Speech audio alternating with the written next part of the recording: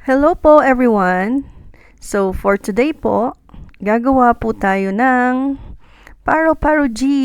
Anong paru-paru G? Butterfly po na papel. Okay, so origami. Ayan, ang kailangan lang po natin ay mga colored papers. And then, i-cut nyo lang po into squares. So, bahala po kayo kung gusto nyong maliliit or malalaki. So, colored papers at saka gunting lang po ang kailangan natin para makagawa ng butterfly. Okay, so, ang gamitin ko po ay yung color green na colored paper. At hatiin lang po ito into 2. Okay, and then make sure po na kita yung linya pag finold nyo po para madali nyo pong i-fold later on. So, ganito po. Then, open. Sa kabila naman po. Ayan.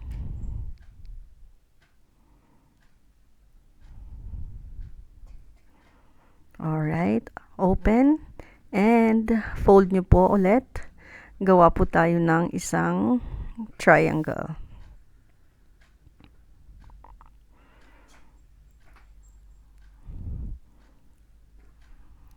Sa kabila, ganun din po ang gagawin. Gagawa po ulit ng triangle. Pagkatapos, ay i-fold po natin ng paloob. Ayan po, kaya sabi ko po kanina, make sure nakita po yung mga linya para mas madaling i-fold po ng ganito. Ayan. Ayan.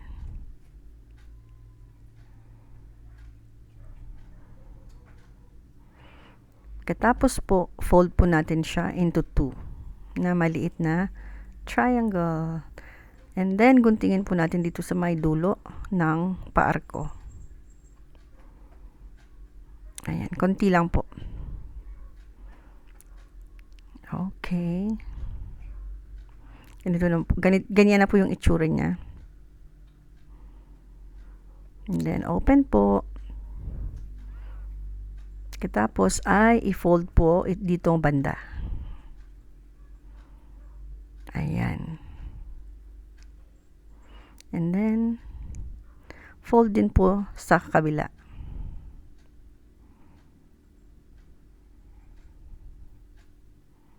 Ayan.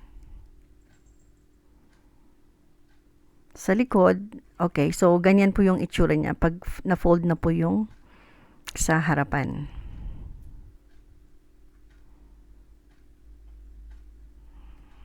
Okay. And then sa likod, ganyan po yung itsura niya. Tapos, i-fold po natin na ganito. Ayan. So, make sure po na may overlap po ng konti. Ayan. Ganito po. So, may pasobra siya ng konti. Tapos, ganyan po yung itsura niya pag ita-turn nyo siya. Ayan. Pagkatapos ay i-fold po natin yung konting overlap niya sa harapan. Ayan. And then, pasok nyo po yung kamay nyo dito para hindi siya masyadong flat tignan. And ganun din po ang gagawin sa kabila.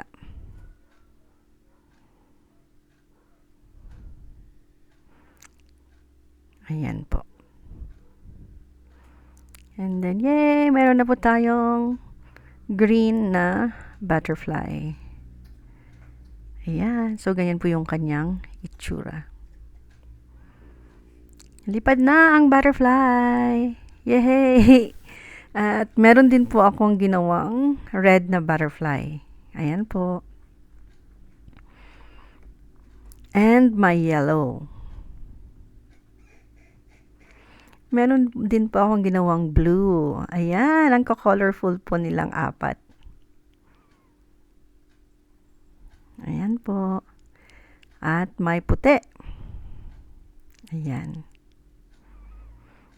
Di ba ang sayang gumawa ng mga paper foldings?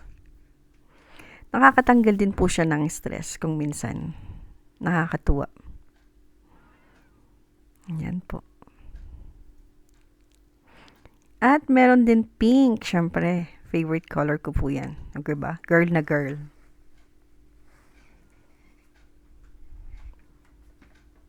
At may isa pang yellow.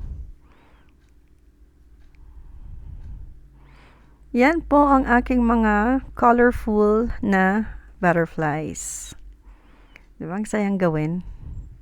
Nakakatuwa talaga siya. Yes, thank you po.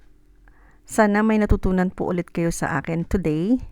Pag may mga projects po yung mga anak nyo, mga pamangkin, or kung sino mang mga kakilala nyo about sa paper foldings, ito na po ang gawin ninyo.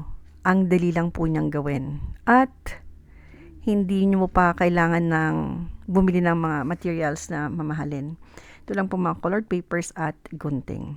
So, yun lang po yung dalawang kakailanganin mo. Wala nang iba. Meron ka ng project. Yes, thank you so much. Maraming salamat po sa panonood. God bless po sa lahat. At patuloy lang po kayo sa pag-support sa akin. Bye!